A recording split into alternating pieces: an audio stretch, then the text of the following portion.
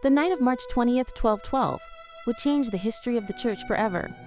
In Assisi, an 18-year-old girl, heiress to one of the city's wealthiest and most powerful families, was fleeing her own palace. She was not fleeing to meet a secret lover, nor was she escaping an arranged marriage, although her family was desperate to marry her to a rich nobleman.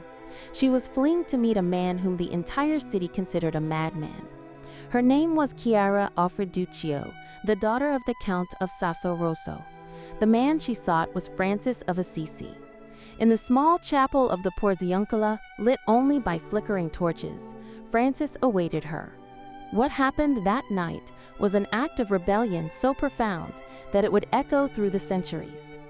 Before the altar, Francis took scissors and cut Clare's long, beautiful hair. She removed her gold-embroidered silk dress, her jewels, and her precious belt. In their place, she donned a habit of coarse wool tied with a knotted rope. At that moment, the heiress of Sasso Rosso died to the world. Saint Clare of Assisi was born. But how did a young noblewoman, raised in luxury and comfort, become the founder of one of the most rigorous religious orders in history? How did a woman who spent 41 years locked within the walls of a small monastery manage to defeat an invading army without firing a single arrow? And why, 7 centuries later, would the Church declare her the patron saint of television? To understand the mystery of Saint Clare, we need to go back to the beginning. Clare was born on July 16, 1194, into the nobility of Assisi. Her father, Favaron Siffi, was a powerful count. Her family owned a large palace in the city and a castle on the slopes of Mount Sabasio. Her mother, Ortolana, belonged to the noble Fiumi family. Ortolana was a woman of deep faith who had made dangerous pilgrimages to Rome, Santiago de Compostela, and even the Holy Land. It was a rarity for a woman of that era to undertake such journeys. From an early age, Clare showed an unusual inclination for prayer and piety. While other girls of her social standing dreamed of advantageous marriages and court festivities, Clare spent hours in silent prayer. She would hide food under her rich clothes to give to the poor who knocked at the palace door. The turning point occurred when Clare was about 18 years old. During Lent, she heard Francis preach in the church of San Giorgio. Francis had renounced his own father's wealth to live in absolute poverty. He spoke with a fire Clare had never seen. His words about the love of Christ and the beauty of Lady Poverty ignited the soul of the young noblewoman. Clare secretly sought out Francis. She opened her heart to him, confessing her desire to abandon everything and live only for the gospel. Francis, recognizing the authenticity of her calling, became her spiritual guide. Together, they planned the escape that would occur on the night of Palm Sunday, 1212. Clare's escape caused a monumental scandal in Assisi. Her family was furious. A noble heiress could not simply disappear to live as a beggar. Her father and uncles, led by the formidable Uncle Monaldo, tracked Clare to the Benedictine convent of San Paolo. Francis had hidden her there temporarily. They tried to persuade her with promises of wealth and a brilliant marriage. When that failed, they tried to use brute force to drag her back home. In an act of desperate defiance, Clare ran to the church and clung to the altar.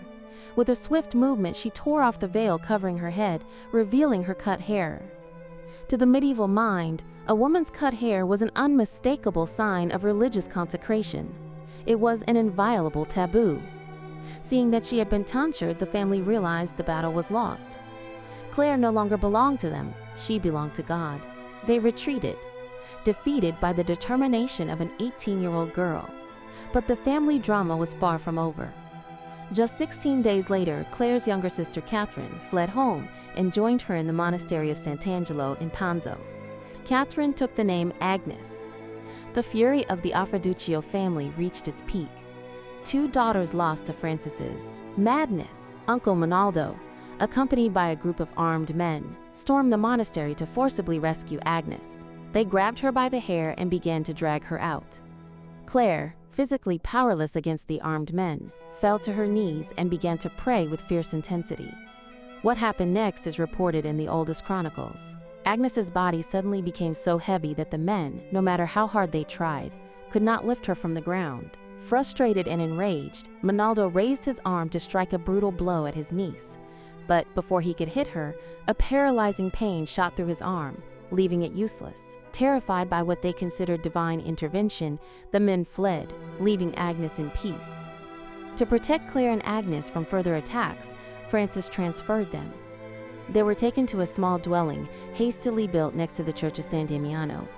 It was the same church that Francis had restored with his own hands years earlier. There, other women began to join them.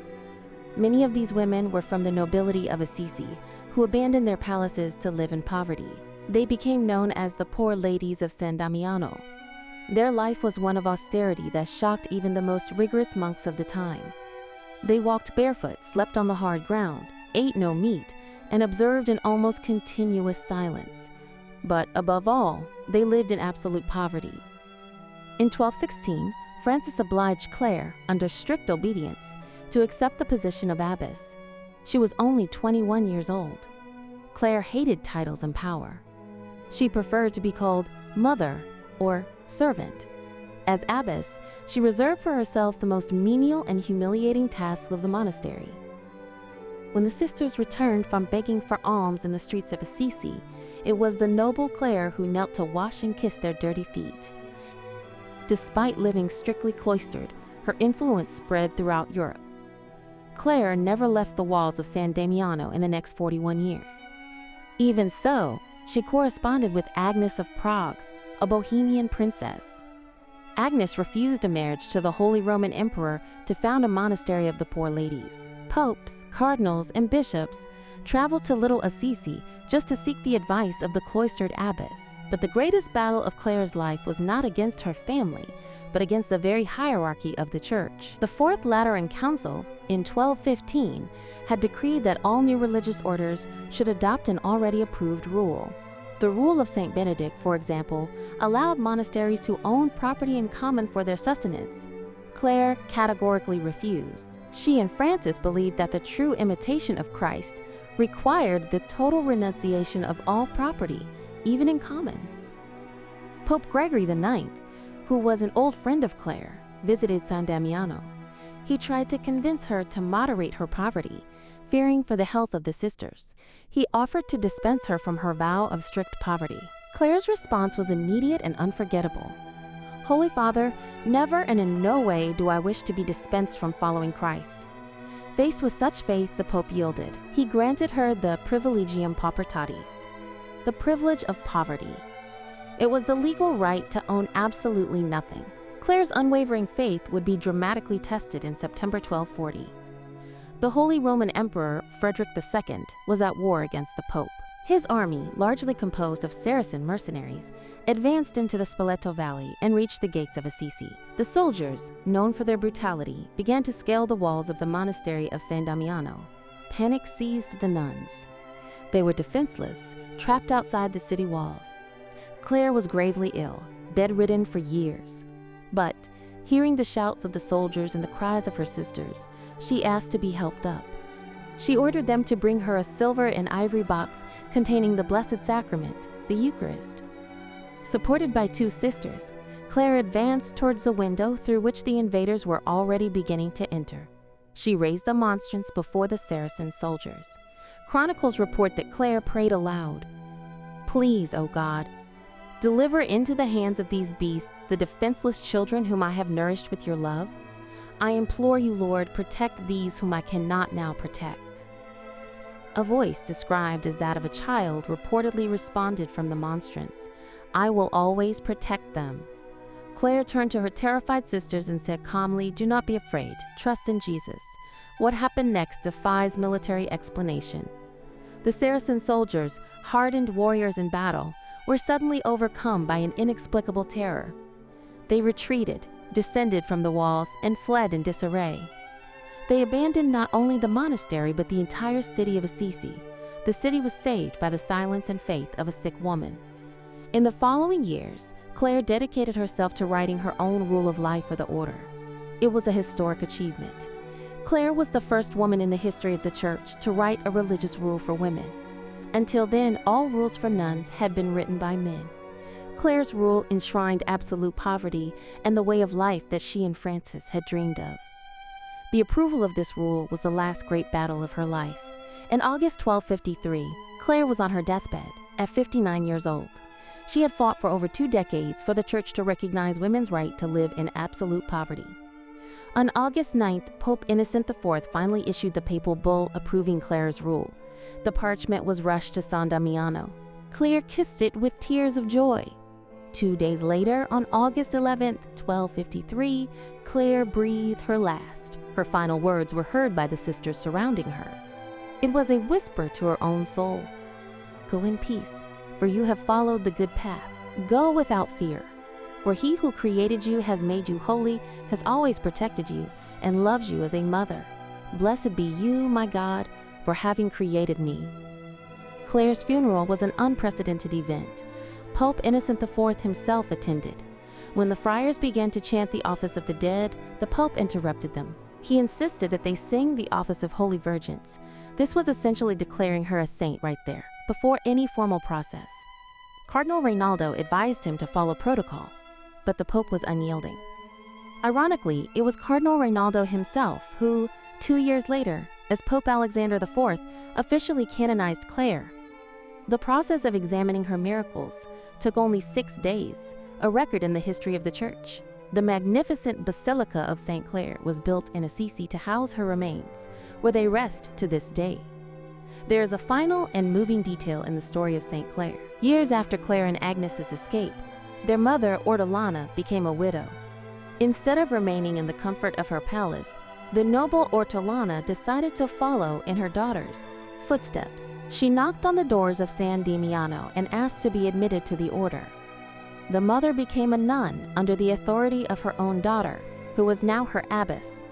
Ortolana, Clare, and Agnes lived together the rest of their lives, united not only by blood, but by a faith that transformed the world. The Order of the Poor Clares, which she founded, exists to this day. There are more than 20,000 nuns in 76 countries, living the same life of prayer and simplicity. Her name has baptized cities, rivers, and missions around the world. The Santa Clara Mission, founded in California in 1777, gave its name to the Santa Clara Valley. This is the region we now know as Silicon Valley, the heart of global technology. And speaking of technology, there is one last fascinating detail about St. Clare. In 1958, Pope Pius XII declared her the patron saint of television. Why? Because on a Christmas Eve, years before her death, Clare was too ill to get out of bed and go to midnight mass at the Basilica of St. Francis. Miraculously, she reported having seen and heard the entire liturgy projected on the wall of her cell as if she were physically present. It was the first live broadcast in history. In the same Basilica of St. Clare in Assisi, the famous San Damiano crucifix is kept. The same crucifix that spoke to Francis and changed his life. The poor Clares brought it with them when they moved from San Damiano to the new basilica after Clare's death.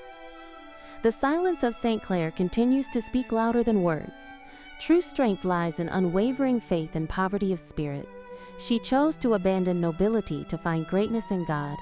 But holiness does not require everyone to abandon the world. If you want to know the story of a woman who achieved holiness not in a monastery, but by managing a business and raising a family in the midst of the modern world, watch our episode about Saint Zélie Martin, the mother of Saint Therese. The path to heaven has many doors. Subscribe to the Sancti et Heroes channel to discover more extraordinary stories